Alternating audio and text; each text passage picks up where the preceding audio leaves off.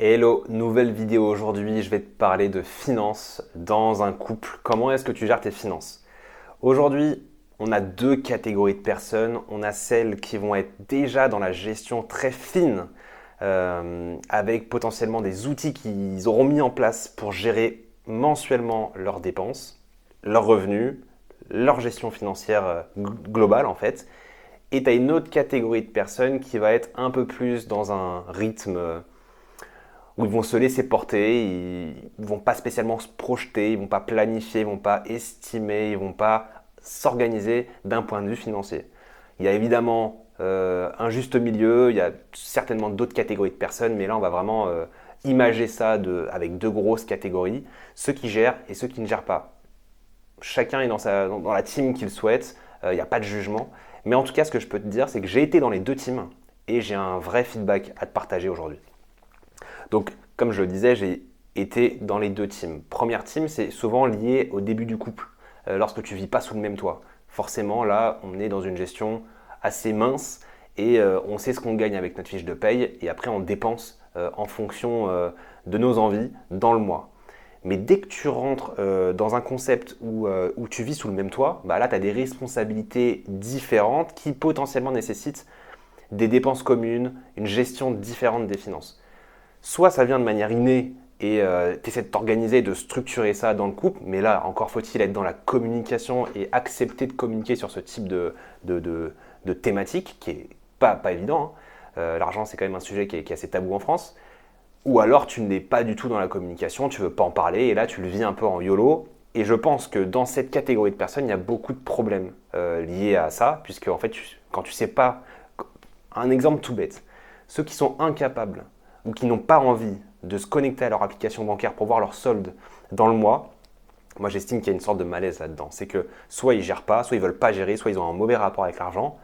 Je ne suis pas dans un jugement, mais enfin, jugement, pas jugement, je ne sais pas trop, mais en tout cas, c'est mon avis de dire que ce type de personnes, ce sont des personnes qui forcément ne gèrent pas très bien leur argent. Ou alors, ils sont blindés et ils n'ont juste pas besoin parce qu'ils savent qu'ils sont larges au quotidien. Mais en tout cas, ce que je veux te dire, c'est que j'ai été dans cette première catégorie de personnes où je ne gérais pas du tout la partie financière avec ma conjointe, ma femme. Et en fait, avec le temps et les projets qu'on a voulu mettre en place, à un moment donné, on n'a pas eu le choix que de se poser sur les finances pour voir ce qu'on pouvait mettre de côté, qu'est-ce qu'on pouvait acheter au quotidien sans nous mettre dans le rouge. Et pour arriver à cette gestion-là, moi, je voulais te parler justement de ce qu'on met aujourd'hui en place depuis 2 ans maintenant. On met un système qui est très connu, et tu l'as peut-être déjà vu, c'est le système des enveloppes. Très simplement, c'est quoi? Déjà, avant de passer aux enveloppes, la première étape de la gestion financière dans le couple, c'est d'avoir un fichier, à mon sens, un fichier Excel. Tu peux le faire sur un carnet, mais les fichiers G-Sheet, Google Sheet pardon, ou Excel sont beaucoup plus appropriés. Et tu vas lister tout simplement toutes tes dépenses du quotidien, dans le mois, pardon, toutes les dépenses du mois, tu vas les lister. Là, comme on est sur une base de couple, bah, tu mets en ligne 1 madame, ligne 2 monsieur, ou inversement, on s'en fiche. Tu listes. Ensuite, là, je vais arriver un peu plus tard avec toutes les catégories d'enveloppes que j'ai. En dessous ça, ce que je fais, moi, c'est que j'ai mes revenus avec ma femme. Donc, on a nos revenus, tout ce qu'on peut toucher, les autres revenus. Ça peut être des investissements ou autres, plein d'autres choses. On a des enfants, donc on touche aussi des aides de la CAF, etc., je crois. Et ensuite, en dessous, tu as un résultat net, tu as le montant final qui te reste à la fin du mois. Une fois que tu as déjà posé ça, c'est déjà une énorme étape de franchie. Donc tu sais exactement combien tu vas dépenser dans tes dépenses récurrentes obligatoires. Dans les dépenses récurrentes, tu as par exemple le loyer, les assurances, l'essence, tu as ton forfait mobile, Internet, l'eau, etc. Ça, c'est les dépenses que tu auras vraiment de manière précise dans le mois, à l'année même, avec des régules potentielles en fin d'année. Mais en tout cas, tu sais pertinemment combien ça va te coûter. Le principe des enveloppes, c'est quoi?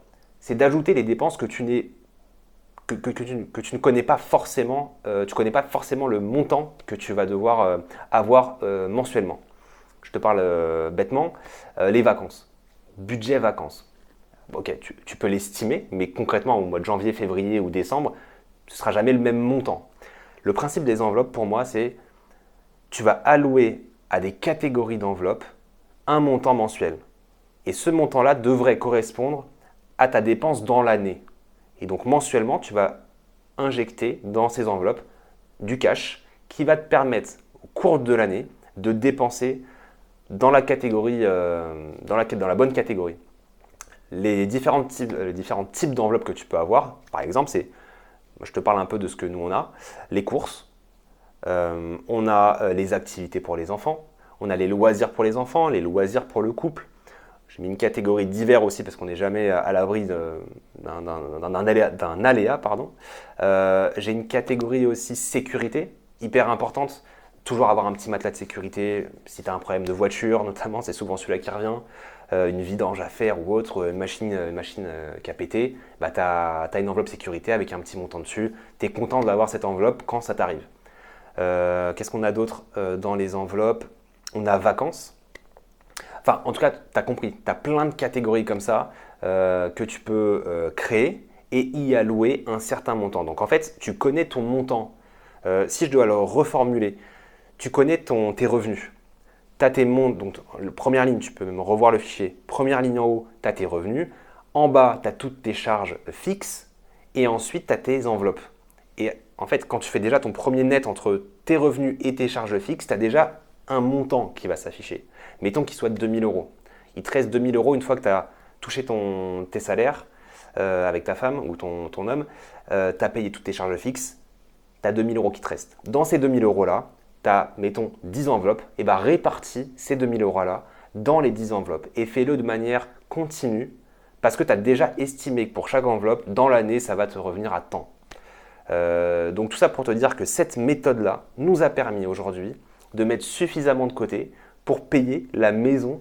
Enfin, ça n'a pas payé la maison, mais ça a participé grandement à l'achat. Nous, on a fait construire une maison dans le sud. Ça nous a grandement aidé à faire cette maison. Et donc, ça a vraiment changé notre quotidien. C'est une méthode que je mets en avant et que je défends corps et âme parce que vraiment, au quotidien, tu as une sorte notre enveloppe qu'on avait, c'est les vêtements. Je ne sais pas pourquoi je te dis ça, mais ça m'est venu comme ça d'un coup. Mais vraiment, pour te dire que on a vraiment tout catégorisé. Donc, on n'a jamais une tonne de cash en fait à la maison. Hein. L'idée, c'est pas d'avoir du cash que tu gardes à la maison, mais c'est d'avoir le cash dans le mois pour que tu puisses le dépenser dans le mois. Donc, à la fin du mois, logiquement, tu as dépensé tout le cash de tes enveloppes, sauf pour les enveloppes du type sécurité ou divers, où potentiellement, quand tu atteins un certain montant, bah, tu vas redéposer à la banque pour pas avoir de cash, beaucoup de cash à la maison, quoi. Mais en tout cas, ça nous a vraiment aidé. Donc, je t'en parle aujourd'hui. J'espère que toi, tu t'y retrouveras peut-être dans ce que je te dis. Peut-être que tu le fais déjà. Peut-être que tu t'es jamais vraiment posé la question et c'est peut-être le moment de te la poser. En tout cas, n'hésite pas à me poser un max de questions en dessous de cette vidéo pour que je puisse te répondre et te donner plus de précision sur la méthode. Comme tu le sais, ou peut-être tu le sais pas, mais moi je cut pas mes vidéos, donc l'idée là c'est de le parler comme si je te faisais une conversation, mais là c'est un peu un monologue. Donc évidemment, j'ai pas été hyper bien structuré dans ma manière de dire les choses, mais tu as compris l'idée en tout cas. Les enveloppes te permettent de structurer les finances dans ton couple et ça t'aide à accomplir les gros projets à moyen ou long terme que tu pourrais avoir, comme par exemple te payer un super voyage à l'île Maurice, te payer, je sais pas, là clairement un apport pour un investissement. C'est ce qu'on a eu aujourd'hui nous. En tout cas, plein de choses. Donc n'hésite pas à m'envoyer, à mettre un petit commentaire, comme ça je te ferai un peu plus de détails, je te répondrai à ta question et je pourrai te donner plus de détails. À la prochaine.